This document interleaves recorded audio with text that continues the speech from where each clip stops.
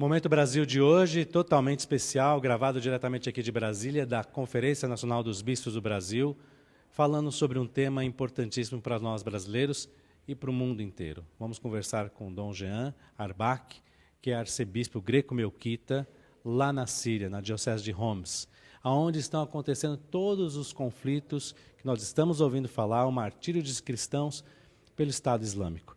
O Padre Ziak também conosco, vai nos ajudar, porque Dom Arbakh vai conversar conosco, claro, em árabe. Então eu peço para que vocês todos prestem muita atenção e vejam o que está acontecendo com os cristãos que estão lá na Síria. Padre Ziak, muito obrigado por nos receber. Também passo os nossos agradecimentos a Dom Arbakh. لأنك اليوم موجود معنا لتعطي هالانترفيستا. Obrigado. E só gostaria de saber primeira pergunta, a situação dos cristãos, como é que eles estão nos dias de hoje lá na Síria? كيف عم بيعيشوا المسيحيين اليوم بسوريا بشكل خاص؟ المسيحيون يعيشون اليوم بحالة من القلق والاضطراب ببعض الأماكن، وببعض الأماكن الأخرى يعيشون بنوع من الترقب والحياة العادية المشتركة مع إخوانهم الطوائف الثانية. Hoje os cristãos na Síria, alguns vivem nos lugares de conflitos e vivem perseguidos, perturbados, preocupados. Outros vivem em outras cidades mais tranquilas, compartilhando a vida com os demais irmãos na Síria. Tudo isso começou em 2011, porque, eu vou dizer dessa maneira, parece que até 2011 estava tudo mais tranquilo, mais calmo, mas de 2011 para cá que os conflitos começaram.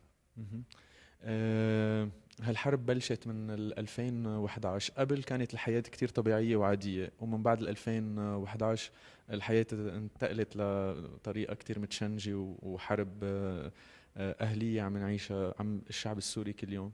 شو بتقدر تخبر عن هالقصة؟ الحياة قبل الحرب يعني Antes de 15 de março de 2011, a vida na Síria era muito pacífica, tranquila, e o país era um país praticamente rico, economia estabilizada, e o povo vive com muita segurança.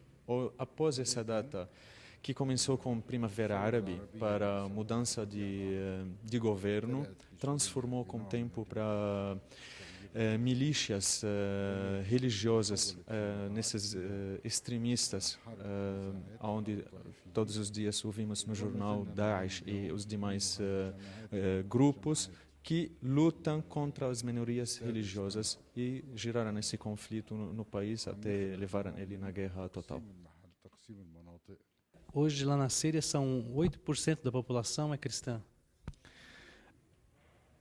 قبل اليوم المسيحيين بسوريا هن 8%.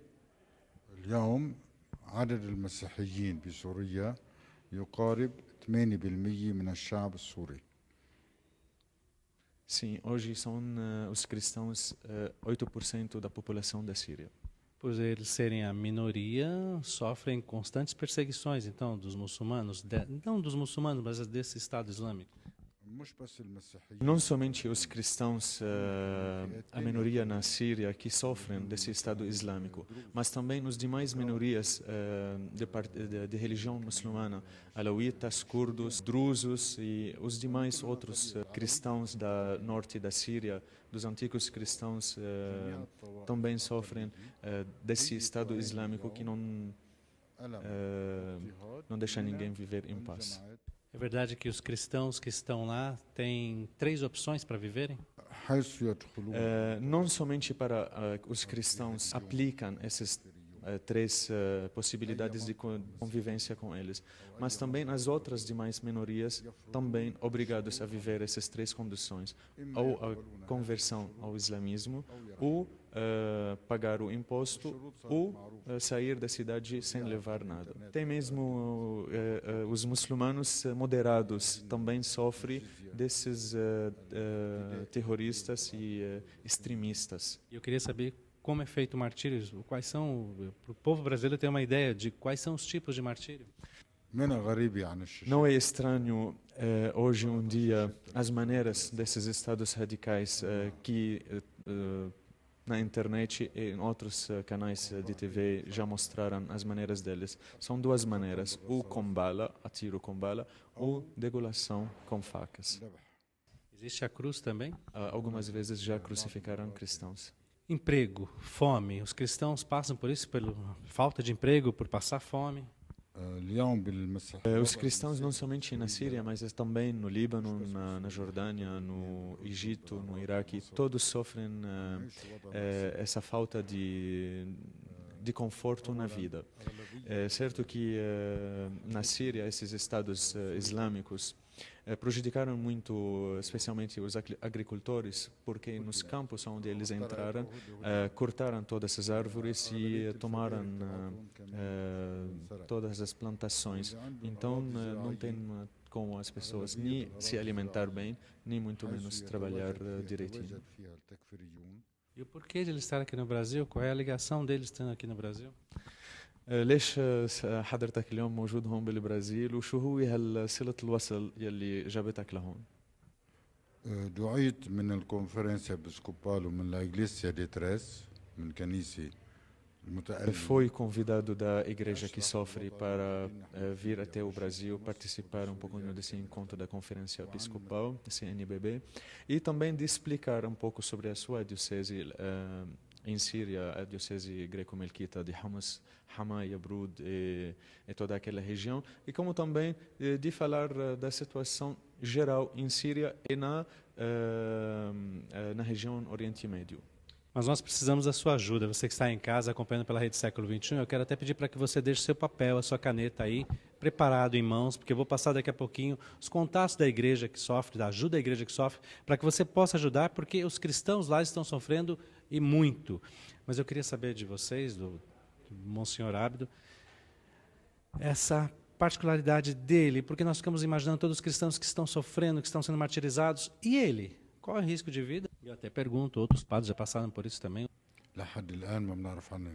O senhor bispo acabou de confirmar que tem ainda 2 bispos sequestrados, ninguém sabe o destino deles. Tem 4 sacerdotes, tem 20 homens da própria sua diocese também sequestrados sem saber o paradeiro deles. E acabou de expressar que os cristãos vivem a fé e a esperança em Deus, que é a última que morre. Então sempre vão lutar e esperar para ter algumas notícias sobre tudo isso. O assunto é muito sério, é para você se sensibilizar realmente, para você ter ideia do que acontece com o seu irmão cristão lá no outro continente, e nós temos que ajudar. Padre Evaristo de Bias está aqui conosco também, na ajuda à igreja que sofre, trabalha conosco na Rede Século XXI. Padre Evaristo, eu gostaria que o senhor viesse até aqui.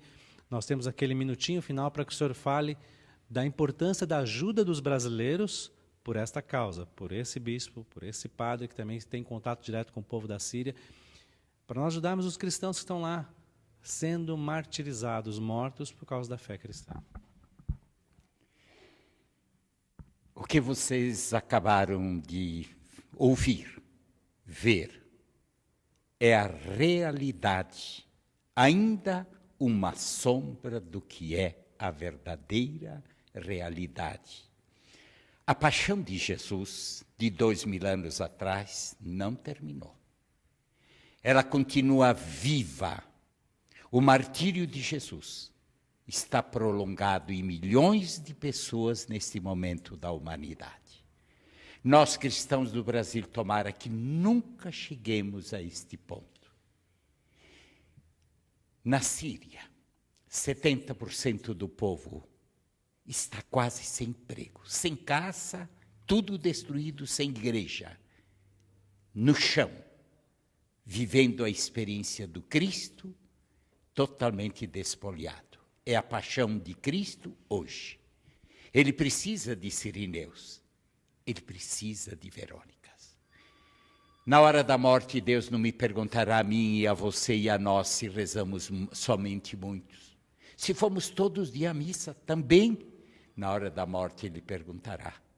Eu estava perseguido, eu estava sem casa, eu estava sofrendo, eu estava com fome, eu estava chorando na pessoa de criança, de cristãos martirizados e sofrendo. Como diz o Papa Francisco, poucos momentos da história do mundo o martírio é tão forte como neste momento da humanidade. Particularmente na Síria, 4 anos, o patriarca Gregório III, há 2, 3 dias, gritou: chega de guerra, ajude-nos, queremos sair, queremos ter vida.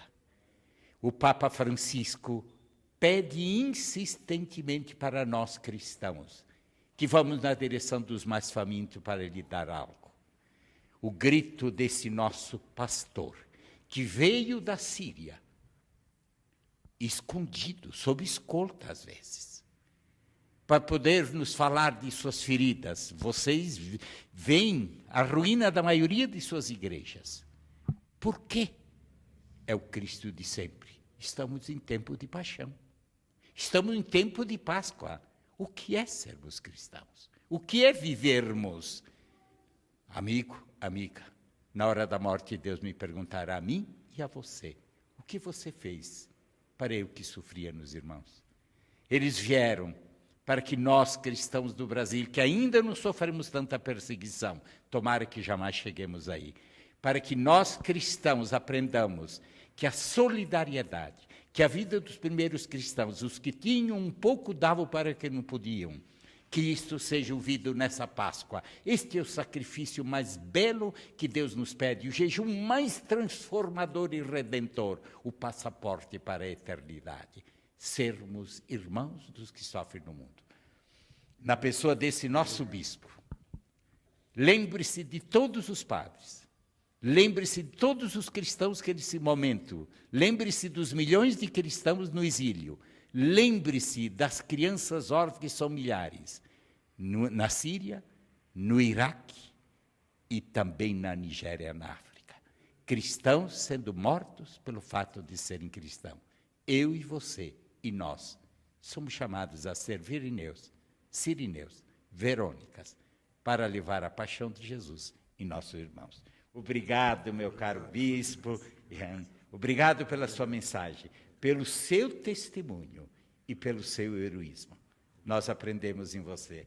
Obrigado, Padre. E você que está aí, é claro, está acompanhando aqui no nosso rodapé, não é?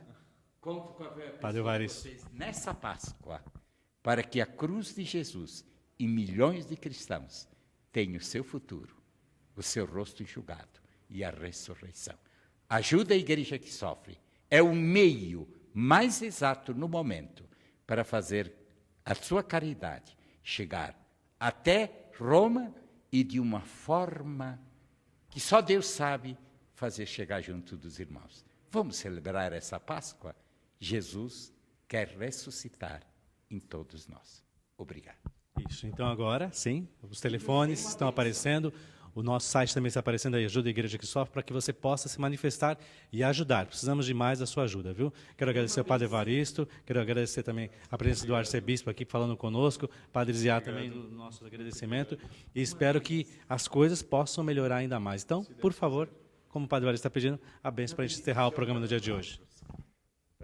Oh Dios, envía tu Espíritu Santo y bendice esta comunidad y todos los presentes, todos que escuchan la bendición de Dios, en el nombre del Padre, del Hijo y del Espíritu Santo. Amén.